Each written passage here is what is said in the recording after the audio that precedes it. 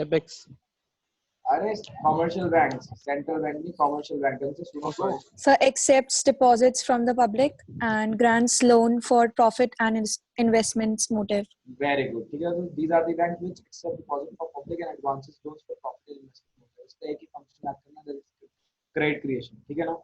Credit creation क्या होता है? The total volume of credit depends upon the primary deposit and LRR, that is legal reserve ratio, ठीक है ना। प्रांशु बेटा फॉर्मूला बताओ टोटल क्रेडिट क्रिएशन का। Total credit creation is equals to primary deposits into 1 upon LRR. Very good, ठीक है ना। तो प्रोसेस, अगर मैं प्रोसेस की बात करूंगा, सब ढंग से सुनना। अगर मैं प्रोसेस की बात करूंगा तो सपोज इनिशियल डिपॉजिट, सपोज का मतलब हम अपने तरफ से एग्जांपल लेके चलना पड़ेगा। Suppose initial deposit with commercial bank कितना है, ठीक है ना, 1000। विद एलआरआर कितना चल रहा है, 10%, ठीक है ना। तो एलआरआर क्या होता है? LRR is the combination of CRR and SLR, ठीक है ना। That is reserve required with commercial bank to maintain with itself and with RBI total. I बताऊंगा एलआरआर क्या होता है, आगे चैप्टर आएगा उसमें बताऊंगा, ठीक है ना। एलआरआर तो कॉम्बिनेशन, एलआरआर पता है एक्चुअली क्या होता है? सीआरआर और एसएलआर का कॉम्बिनेशन होता है। बट आप यहाँ पे अभी सीआरआर मान के चलो कि हमें जितना रिजर्व किसके पास रखवाना है, आरबीआई के पास, कितना समझना। तो कितना रिजर्व रखवाया हमने, ठीक है, 100 रुपीज। रिमेनिंग अमाउंट कितना बचा था? Remaining amount of rupees 900 will be given by commercial bank to mister A. किस फॉर्म में? In the form of cheque. अब मिस्टर ए के बाद चेक आया, the mister A will deposit the cheque in his bank, ठीक है। This is the secondary deposit. Again commercial bank के बाद डिपॉजिट आया 900 रुपीज का, तो उनको क्या करना पड़ेगा? उनको फिर से रिजर्व रखवाना पड़ेगा 10%, that is 90 rupees. Remaining amount कितना बचा? The remaining amount of rupees 810 will be given by commercial bank to mister B. किस फॉर्म में? In the form of cheque, ठीक है। This process will go on, this process will continue till the commercial bank creates a credit of rupees 10,000। very good, 10,000 in the economy, जो हमने calculate करा 1000 into 1/10%, ठीक है। तो question कैसा लगता है? How commercial bank creates credit in the economy. तो ये पूरा आपको लिखना पड़ेगा। उसके बाद बाप ऑफ ऑल बैंक कौन है बताओ भाई? द बाप of all bank RBI, RBI, central bank. चलो भाई सेंट्रल बैंक की डेफिनेशन बताओ ध्रुव, थोड़ा फास्ट चलना मेरे साथ। It is an apex monetary institution which controls, guides and regulations other monetary institutions in the economy. Very good, अच्छी रीडिंग थी। So it is an apex monetary institution which controls, guides and regulates other monetary institutions in the economy, ठीक है। अब अगर बात करें ध्रुव, India में central bank का नाम क्या है? RBI. यूएसए में federal what is federal bank, ठीक है। चाइना में रिपब्लिक बैंक ऑफ चाइना। याद करने की जरूरत नहीं, पता होना चाहिए, थोड़ा अंडरस्टैंडिंग होनी चाहिए, बता रखे हैं। उसके बाद फंक्शन बताओ भाई, पहला फंक्शन कौन सा था? लिस्ट बताओ पहले फंक्शन की, जल्दी जल्दी फास्ट। सरगुन लिस्ट बताओ, फंक्शन की लिस्ट जल्दी, थोड़ा टाइम वेस्ट मत करना बिल्कुल भी मेरा आज।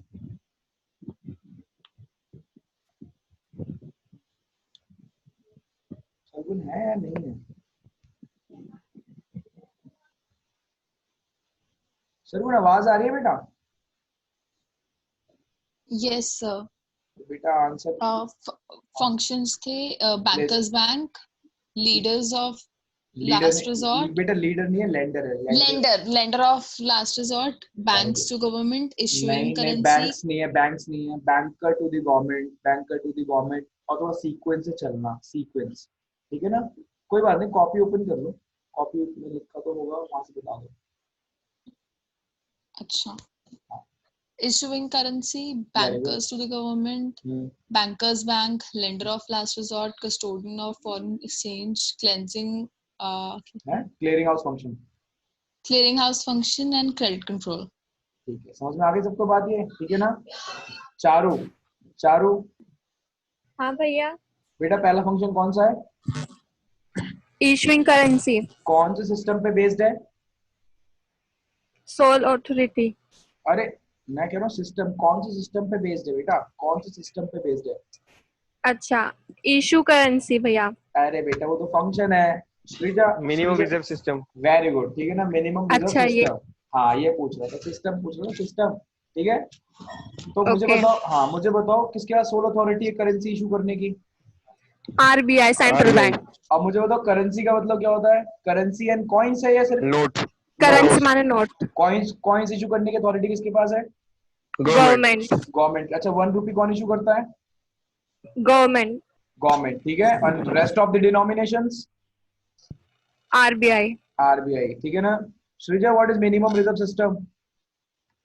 बेटा थोड़ा प्लीज फास्ट रहना यार, प्लीज। नहीं आता तो आगे ट्राई करना, नहीं आता मत बताओ, ठीक है। आप बस बता दो कि नहीं आता, बिल्कुल टाइम नहीं है, और पूछना जरूरी है भाई। सर मनी रिजर्व रखना पड़ता है। नहीं, मनी का रिजर्व नहीं रखते। मनी तो हमें प्रिंट करनी है, इशू करनी है, करेंसी इशू करनी है। हम रिजर्व किस चीज का रखना होता है? Gold, foreign currency, and and government securities and bonds. Very good, ठीक है ना। इसका वो क्या है, रेशो क्या है, रेशो?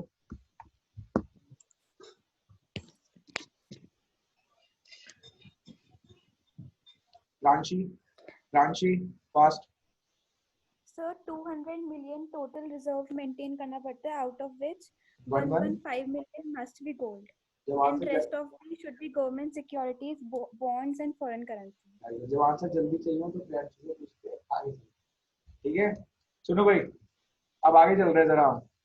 मैं कह रहा हूँ बेटा, ये वाला फंक्शन तो हो गया था, आपने सही से बता भी दिया था, ठीक है। मेरे को लगता है सबको आता है, बस आपको थोड़ा सा बेटा रिवीजन की जरूरत है।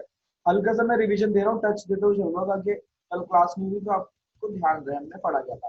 हाँ भाई, बैंकर टू दी गवर्नमेंट बताओ, सरकार के लिए बैंकर कौन है? आरबीआई, सेंट्रल बैंक, ठीक है ना। क्या क्या काम करती है? शोर आना चाहिए मेरे पास सब बच्चों का, सारी आवाज आनी चाहिए, सारी। पहला, Accept deposit on behalf of central government. ठीक है, एक की आवाज आ रही है और बाकियों की नहीं आ रही। बेटा नहीं बोलोगे नहीं याद होगा। मैं क्यों बुलवा रहा हूँ, मेरे को थोड़ी ना याद करना है, आप लोगों को याद करना है। Lends money to state government on हाँ। behalf of central Supply government. of money, very good, supply of money को कंट्रोल करता है किसके बिहाफ पे? monetary policy, Central government.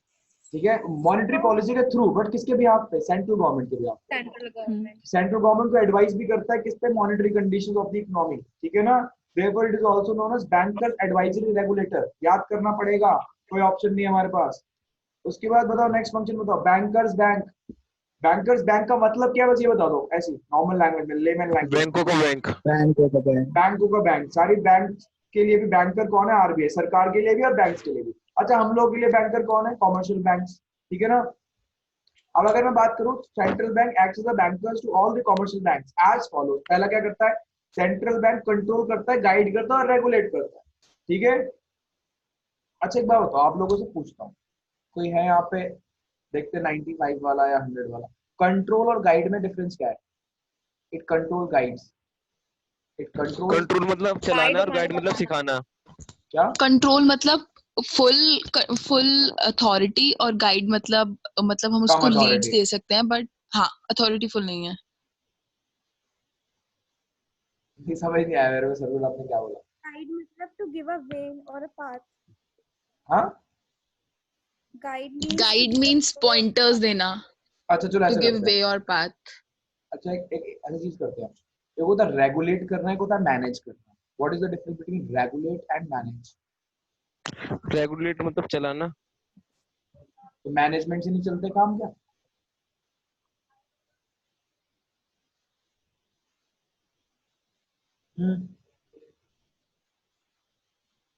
बेटा यहाँ पे गाइड का मतलब है उनकी हेल्प करना, हेल्प हेल्प। सिर्फ उनको डांटता नहीं है। कंट्रोल करने का तो मतलब होता है रूल्स एंड रेगुलेशन सेटअप कर रखे हैं, उनके अकॉर्डिंग ही कॉमर्शियल बैंक को काम करना पड़ेगा, कुछ कुछ strict rules and regulation. That ये होता है कंट्रोल करना किसी को। कंट्रोल करना मतलब मैंने कुछ रूल्स एंड रेगुलेशन सेट कर रखे हैं, उसके अकॉर्डिंग चलना पड़ेगा, अपने तरफ से कुछ नहीं कर सकते। कंट्रोल तो करती है आरबीआई, ताकि ये हाथ से बाहर ना जाए। दूसरा, ऐसा नहीं है कि सिर्फ कंट्रोल कर रही है, उनकी हेल्प भी करती है, ठीक है। जैसे मैंने बताया लेंडर ऑफ लास्ट रिसोर्ट, है ना। तो अभी इसी में मैं उसको कवर करूंगा। एक होता है मदद करना, एक होता है सामने वाले को रूल्स एंड रेगुलेशंस के अकॉर्डिंग काम करवाना, अपनी चला के जबरदस्ती। That is the control. और गाइड का मतलब सामने वाले को हेल्प करना। तो दोनों काम करती है, सिर्फ कंट्रोल और रेगुलेटर नहीं है, ठीक है, गाइड भी करता है। तो central bank control, guides and regulates other banks in the form. आप लोग ठीक बोल रहे थे। उसके बाद सेंट्रल बैंक लेंड करता है मनी किसको? कमर्शियल बैंक को फॉर इन्वेस्टमेंट, ठीक है। सेंट्रल बैंक क्या प्रोवाइड कराता है? क्लियरिंग हाउस फैसिलिटी, ठीक है। उनके पास अगर दूसरी बैंक का चेक आता है तो सेंट्रल बैंक उनकी हेल्प करता है चेक करने में कि ये फॉर्ज्ड चेक तो नहीं है। फॉर्ज्ड का मतलब कोई अगर नकली साइन कर देते लोग, ठीक है, कुछ और तो प्रॉब्लम नहीं है चेक के अंदर। इसको कौन देखता है? इसको देखता है आरबीआई, ठीक है, किसके भी यहाँ पे, कॉमर्शियल बैंक के भी यहाँ पे। मेरी आवाज आ रही है? हाँ जी भैया। भैया। उसके बाद एक काम और करता है, उनका सीआरआर अपने पास रखता है। पता है ना सीआरआर अपने पास क्या रखने का मतलब क्या है? Cash reserve ratio. कैश, मैंने बताया जब भी कॉमर्शियल बैंक के पास कोई डिपॉजिट आता है तो उसमें से कुछ अमाउंट एज अ रिजर्व किसके पास रखना पड़ता है? आरबीआई के पास। आरबीआई। RBI। बेटा उनका रिजर्व अपने पास रखता है, ठीक है, सेफली उसको इन्वेस्ट भी करता है और उनको at the time of liquidity crisis help करता है। आपको लिक्विडिटी क्राइसिस अभी पूछते हैं आपसे आगे। हाँ भाई, lender of last resort, Shreeja, Shreeja बेटा एक्सप्लेन करो हाँ लेंडर फ्री ऑफ में। लास्ट। ना श्रीजा। सर मैंने क्लास ली नहीं थी और मैंने रिकॉर्डिंग भी नहीं देखी। ये तो बहुत गलत काम कर दिया आपने। बेटा आपको रिकॉर्डिंग इसलिए भेजी थी ताकि आप उसको देख लो। पता है श्रीजा, पता है क्या क्या डिफरेंस है? हम कभी कभार छोटे छोटे स्टेप्स लेके चलते हैं, छोटे छोटे स्टेप्स लेके चलते हैं, हम कब एंड तक पहुंच जाते हैं पता नहीं चलता। अब अगर मैं एक साथ जंप मारने की कोशिश करूंगा तो मेरे को बहुत प्रॉब्लम है, हो सकता है गिर जाऊंगा, ठीक है। जंप लग भी जाती है, कोई प्रॉब्लम की बात नहीं है, बट अगर आप small small steps, baby steps बोलते हैं, बेबी स्टेप्स लेके चलो, हमेशा सक्सेस मिलेगी, गारंटी है, ये मेरी गारंटी।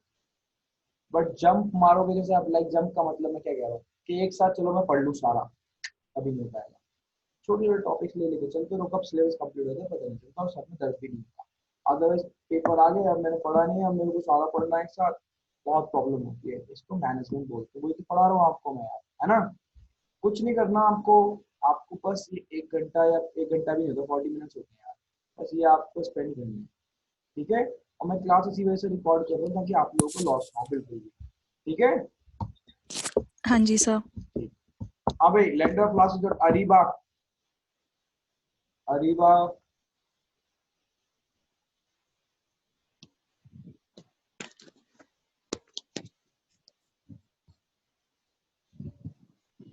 हेलो।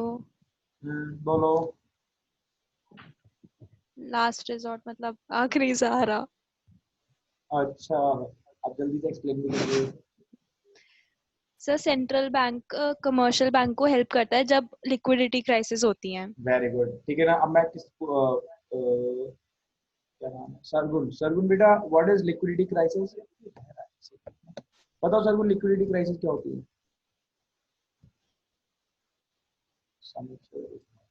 हाँ, पहले सरगुन बताओ जल्दी से, लिक्विडिटी क्राइसिस क्या होती है?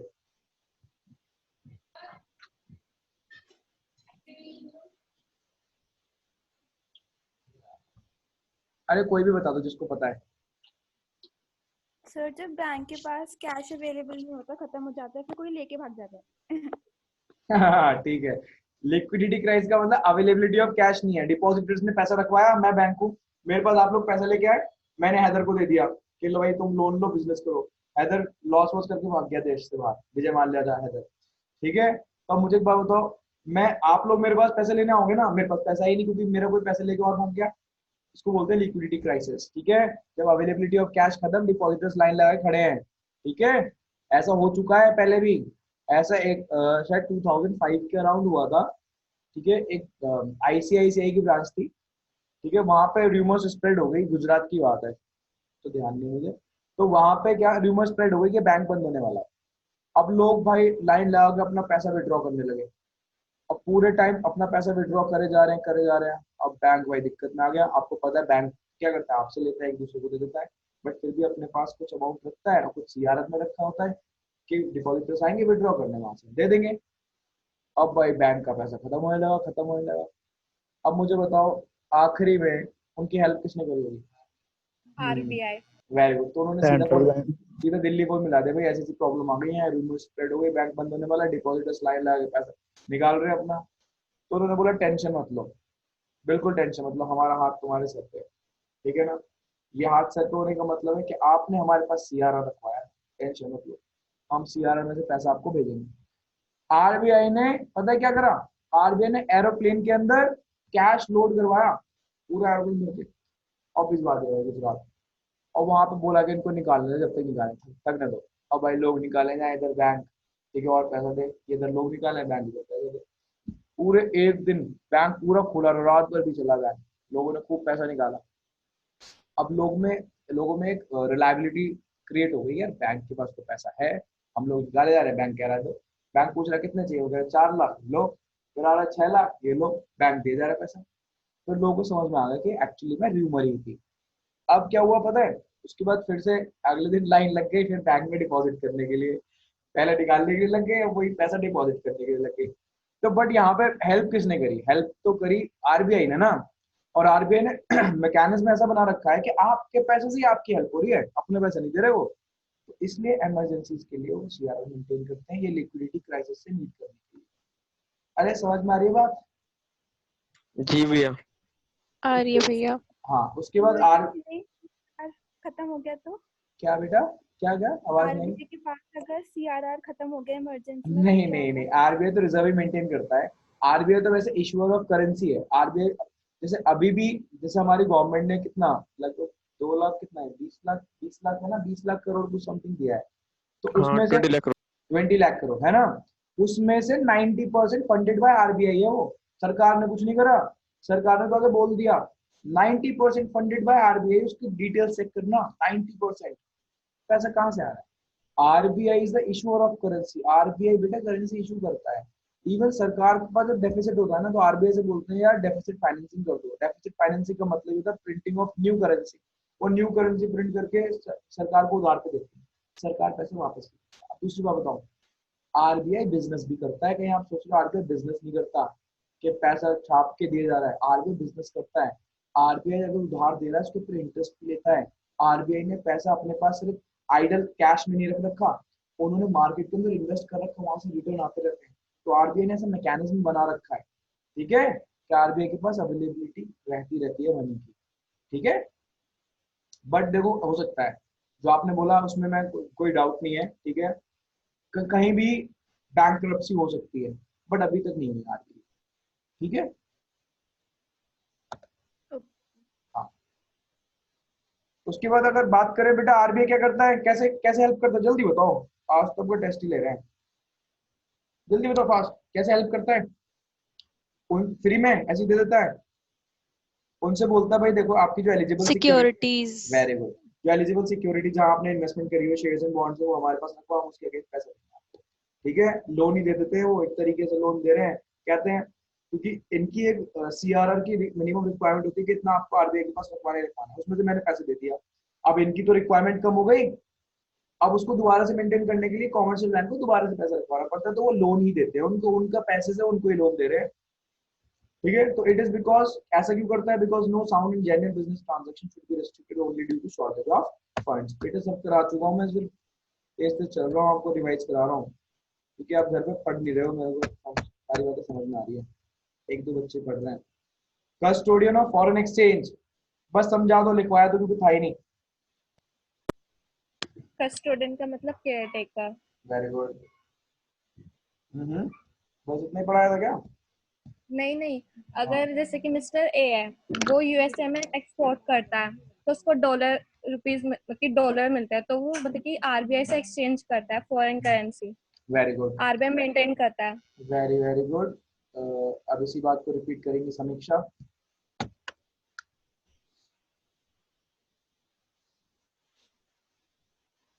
समीक्षा अच्छा एक बार लास्ट क्लास अटेंड करी थी?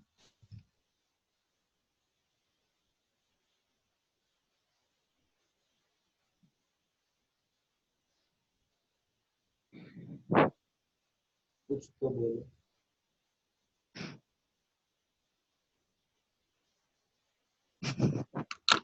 अरे कुछ तो बोलो। समीक्षा मेरी आवाज आ रही है बेटा?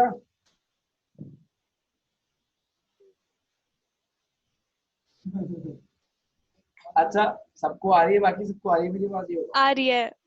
आ रही है भैया। आर और कुछ नहीं कुछ। हाँ भाई, तो बिल्कुल सही बताया। मुझे बताओ हमारे इकोनॉमी के अंदर जो सोल कस्टोडियन है, सोल, सोल का मतलब कौन सा वाला सोल है? अकेला। SOLE। अकेला। वेरी गुड, बहुत से बच्चे इसको ये वाला सोल लिख के आ जाते हैं, आत्मा वाला, ठीक है। अरे मैंने कॉपी चेक करी है, मुझे दिखता है ये लिख के आते हैं बच्चे सोल, आत्मा का यहाँ कोई लेना देना नहीं है। SOLE वाला RBI sole, has the sole authority to maintain foreign exchange. Very good, RBI के पास सिर्फ सोल अथॉरिटी है, to maintain the official reserve of foreign exchange, और हमारी कंट्री का official reserve of foreign exchange, ठीक है, और किसी के पास अथॉरिटी नहीं है। ऐसा क्यों करते हैं, कोई मुझे समझाएगा थोड़ा सा, ऐसा क्यों करते हैं, क्यों मेंटेन कर रहे हैं रिजर्व, क्या जरूरत है? मान लो नहीं करा रिजर्व मेंटेन, मेरे पास, मैंने एक्सपोर्ट करा था, मेरे पास डॉलर है, मैंने घर में डॉलर है, ठीक है ना, अब मुझे क्या बताओ, इससे तो बड़ी प्रॉब्लम क्रिएट हो जाएगी। लोग डॉलर में लेन देन स्टार्ट कर देंगे हमारी कंट्री के अंदर, मेरे पास डॉलर है, आपके पास भी डॉलर पड़े हैं सपोजिटली, ठीक है ना, आरबीआई रखता, तो मैं बोलूंगा मैं देखो ऐसा है, फीस मेरे को रुपीज में मत देना, मुझे तो क्या चाहिए, डॉलर में फीस लेना आपसे, अब मैं डॉलर में फीस लेना स्टार्ट कर दूंगा आपसे, कंट्री के अंदर सब डॉलर में एक्सचेंज कर लेंगे, हमारी कंट्री की करेंसी डॉलर बन जाएगी, है ना, रुपीज की तो वैल्यू कुछ रहने वाली नहीं है। एक तो ये स्टेबलाइज करना है, फॉरेन एक्सचेंज को स्टेबलाइज करना है, ठीक है, ऐसा ना हो कि डॉलर से ट्रांजेक्शन, डॉलर की डिमांड इतनी बढ़ जाए कि यहाँ पे सारी की सारी चीजें जो पेमेंट हो रही है वो डॉलर से हो रही है। दूसरा पता है इम्पोर्ट करना है, मान लो आरबीआई ने रिजर्व मेंटेन नहीं करा, अभी हमारी कंट्री जैसे डील कर रही थी, रफाल जेट खरीद रही थी, ठीक है, हमारी कंट्री को एक को वो खरीदना है, डिफेंस इक्विपमेंट्स खरीदना है, ठीक है, हम उसको भी इम्पोर्ट करते हैं हैवीली, ठीक है, F-16 हुआ, रफेल जेट हुआ, ये सारे के सारे हमने बाहर से मंगवाए, हमारे कंट्री का प्रोडक्शन नहीं है। अब मुझे क्या बताओ, ये खरीदना है, डॉलर में पेमेंट होनी है, तो क्या आरबीआई माइक लेके निकलेगी क्या भाई कि घर घर में जिसके पास डॉलर है अपने हमारा सबमिट कराओ, हमें इम्पोर्ट करना है? ऐसा तो नहीं होगा, तो कुछ तो मैकेनिज्म बनाना पड़ेगा कि जिसके थ्रू हम इस चीज को कंट्रोल कर सके। तो आरबीआई ने बोला भाई हम हैं sole custodian of foreign exchange, जितना कंट्री के अंदर डॉलर आएगा उसको हम रखेंगे, बाकी किसी की अथॉरिटी नहीं है। हाँ, बट छोटे छोटे, जैसे मैं फॉरेन कंट्री गया घूमने, जब इमिग्रेशन का प्रोसेस चल रहा था तो मैंने डॉलर ले लिए वहाँ पे खर्चे वगैरह के लिए, वहाँ बच गए, मैं अपने पास गया, वहाँ होल्ड कर लिया मैंने, और उसका भी रिकॉर्ड आरबीआई के पास है, उसको private holdings of foreign exchange बोलते हैं, आरबीआई के पास रिकॉर्ड है, बट वो ऑफिशियल रिजर्व के अंदर काउंट नहीं होता। कंट्री का ऑफिशियल रिजर्व कौन मेंटेन करता है? आरबीआई। अरे समझ में आई बात? जी भैया। लिख लो जरा थोड़ा सा, चलो भाई नोट्स मेंटेन करो, लिखिए, RBI has RBI has the sole authority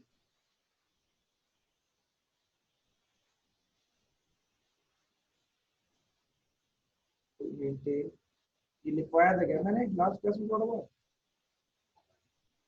no sir. to maintain official reserve। अच्छा एक बात बताओ, आप लोगों को क्या लगता है कि जो ऑनलाइन क्लासेस हैं वो कन्वीनियंट हो रही हैं आपके लिए? मैं अपनी पर्सनली जानना चाहता हूँ, या फिर जो फेस टू फेस क्लासेस आपकी होती थी वो आप कन्वीनियंट, फेस टू फेस वाली Face to ज्यादा face. कन्वीनियंट होती हैं। फेस टू फेस वाली जगह, घर से बाहर निकलने को मिलता है, घूमने को मिलता है, 1 घंटे की कोचिंग है, 3 घंटे में पूरा इधर उधर सब जगह, है ना? अरे बताओ, और कोई बताएगा मेरे को? मैं अगर सर ऑनलाइन क्लासेस ज्यादा अच्छी हैं। बेटर है ना? Yes sir. मेरा भी यही मानना है कि ऑनलाइन क्लास ज्यादा बेटर है। आप अपने कम से कम घर पे बैठ के आराम से पढ़ते रहो, करेक्ट टाइम वेस्ट भी नहीं होता कहीं आने जाने में। करेक्ट कंफर्ट जोन के अंदर पढ़ सकते हो। इवन मैं कह रहा हूँ आपकी क्लास में छूट गई, चलो मैं कम से कम उसको रिकॉर्ड तो कर रहा हूँ, मेरे पास रिकॉर्ड तो मैं आपको दे सकता हूँ, वो क्लास आपने फिर देख ली आराम से। आपको कोई और क्लास चाहिए मैं आपको वो भी दे सकता हूँ, है ना? तो मेरे को तो अपने पर्सनल में ये लगता है कि हाँ, ऑनलाइन क्लासेस बेटर, फ्यूचर भी यही है आपको। पूरे साल वैसे ऑनलाइन क्लास चलेंगी, मेरे को तो ये लगता है अब इस साल नहीं चलेगी फेस टू फेस क्लासेस, पहले बता रहा हूँ, जहाँ तक मेरे को पूरा सिनेरियो दिख रहा है अभी। लिखो, RBI is the sole authority to maintain official reserve of foreign exchange, foreign exchange, to maintain official reserve of foreign exchange in the country.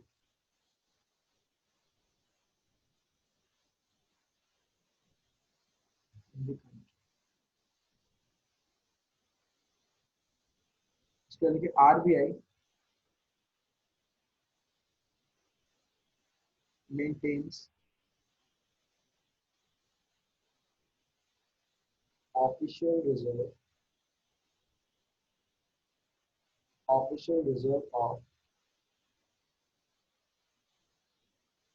foreign currency, official reserve of foreign currency to stabilize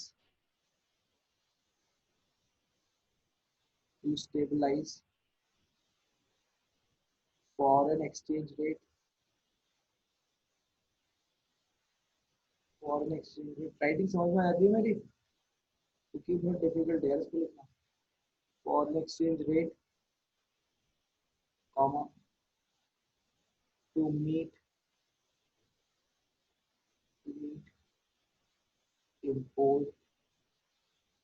imports requirements,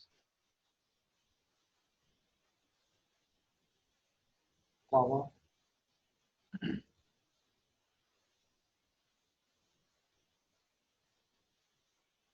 to deal with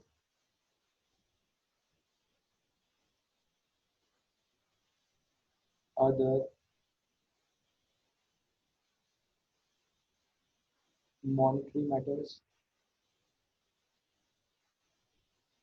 ऐसे। ये other monetary matters जो लिखा है मैंने, इसका मतलब कोई बता सकता है? बाकी मैंने स्टेबलाइज बता दिया, भी एक्सप्लेन कर दिया। Stabilize foreign exchange rate, imports requirement नहीं पता, मैंने लिखा है to deal with other monetary matters. क्या मतलब इस बात का? दूसरी कंट्रीज के सेंट्रल बैंक। नहीं, हमारी कंट्री के मैटर है, अदर मॉनेटरी मैटर्स। अरे फॉरेन एक्सचेंज जो ये रिजर्व था, ये एक जगह और यूज होता है, मैं बता चुका हूँ अभी। वो गिफ्ट्स एंड ग्रांट्स और फॉरेन इन्वेस्टमेंट्स करने के लिए। ना वो इंपोर्ट्स वगैरह में आ गया ना यार। अच्छा, इमरजेंसी में। अरे नहीं यार, आपको पता है। अच्छा, पहला फंक्शन कौन सा था? Issuing currency. हाँ बताओ, वहां पे कुछ था? फॉरेन एक्सचेंज का यूज था कहीं? करेंसी को इशू करने में था। रिजर्व रखवाना पड़ता है ना, रिजर्व रखवाना पड़ता था 3 चीज का, गोल्ड का, फॉरेन। आप ये फॉरेन इकोनॉमी। हाँ, तो उसके लिए भी तो चाहिए होता है foreign exchange.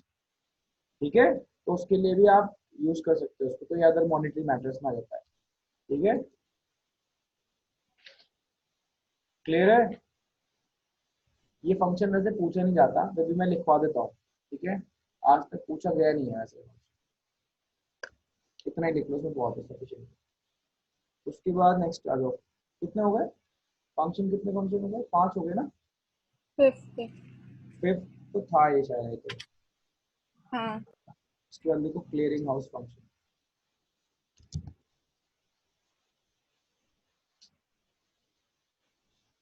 Clearing house function, सुन लो भाई पहले इसको। क्लियरिंग हाउस फंक्शन, चलो भाई, कोई बता सकता है थोड़ा बहुत मेरे को?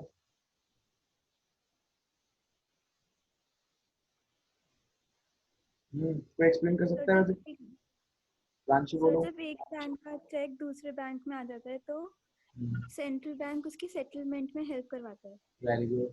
ये मान लो मैं एग्जांपल ले रहा हूँ, पीएनबी है, ठीक है ना? पीएनबी ने कोई चेक, ठीक है, रेज करा। मान लो एक पर्सन है, ये है ध्रुव, ठीक है ना? ध्रुव को चेक दिया है, ठीक है, पीएनबी ने 1,00,000 रुपए का। ठीक है, मान लो कहीं से भी इनके पास आए, ठीक है, 1,00,000 रुपए का चेक दे दिया।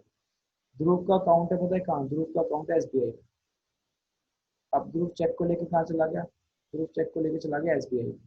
अब बताओ, एसबीआई वाले तो परेशान हो जाएंगे, यार ये पीएनबी का चेक है, हमारे बैंक में लगा है, तो हमें तो इनकी सिक्योरिटी इंश्योर करनी पड़ेगी चेक की। अब इतना काम ये करते रहेंगे, पागल हो जाएंगे, इनके सर में दर्द हो जाएगा। तो क्या करते हैं, ये चेक भेजे जाते हैं हर डिस्ट्रिक्ट में। आरबीआई ने ऑफिस बना के उनको बोलते हैं क्लियरिंग हाउसेस। क्या बोलते हैं? Clearing house. अब उसमें चेक क्लियर हो गया, चेक क्लियर हो गया, है ना? वो चेक तब क्लियर होता है, पहले वो क्लियरिंग हाउसेज में आता है। मैं इस पर आरबीआई लिख रहा हूँ, बट अभी मैं समझना कि दिल्ली भेज रहा हूँ इसको। आरबीआई दिल्ली है ना, उन्होंने अलग अलग ऑफिस बना रखे हैं हर डिस्ट्रिक्ट में। ठीक है, अब ये चेक यहाँ चला गया, ये चेक यहाँ चला गया, ठीक है, ये 1,00,000 रुपए का चेक यहाँ पे आ गया बेटा। अब मुझे बताओ आरबीआई क्या करेगा? आरबीआई इसके आराम से जांच स्क्रूटनी करेगा, ठीक है, इसको चेक करेगा। स्क्रूटनी के बाद पता है क्या होगा? जब इसके अंदर कोई भी डाउट नहीं होगा, चेक बिल्कुल ओके, तो आरबीआई ओके दे देगा, इसको बोलेगा क्लियर है भाई चेक।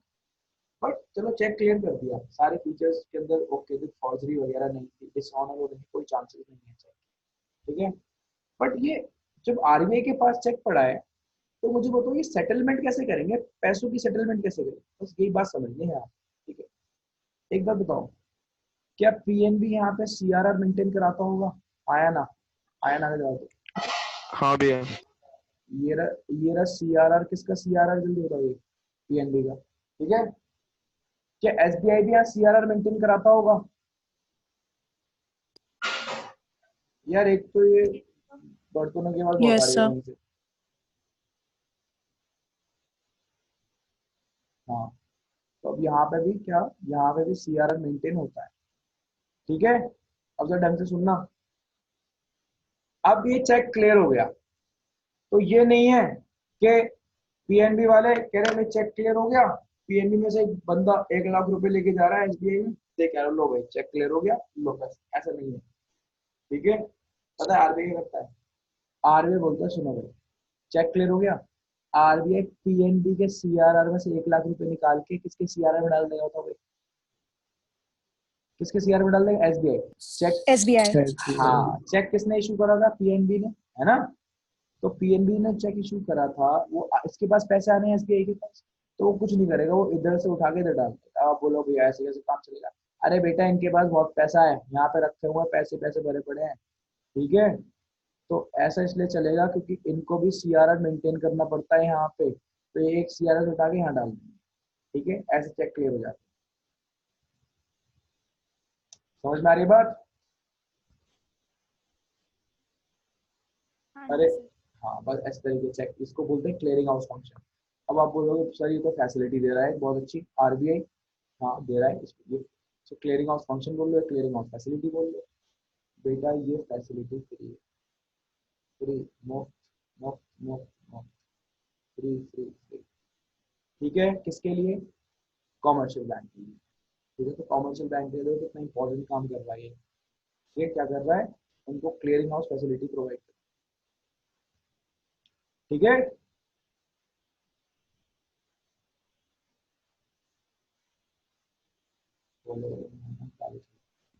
लिखो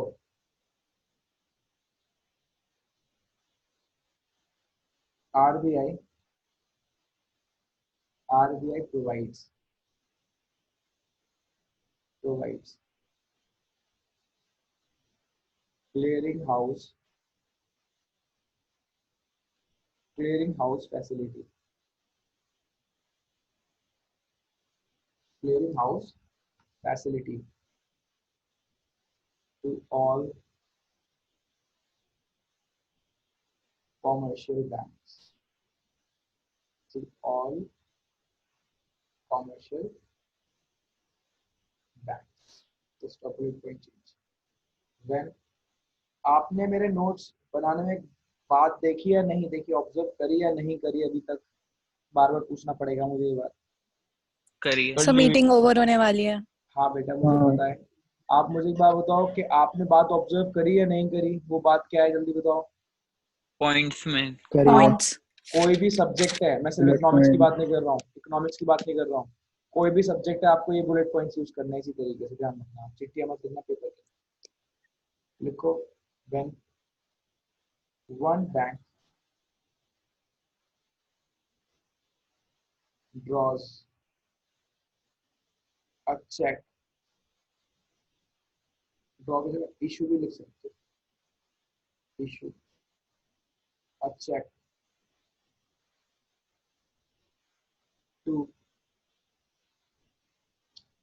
another bank, then then the check is sent to clearing houses, clearing houses for verification. For verification. For scrutiny. Scrutiny. Full stop. Bullet point change. Scrutiny. Clearing houses. Bay verification के बाद क्या लिखा है ये? Scrutiny. Scrutiny. Scrutiny. Clearing houses are the offices established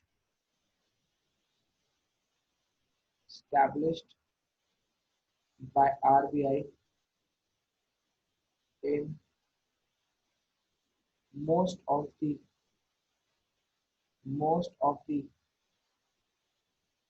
parts of the country.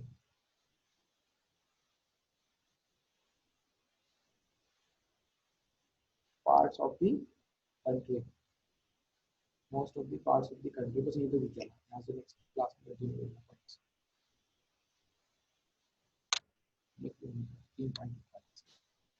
Next class में chapter खत्म.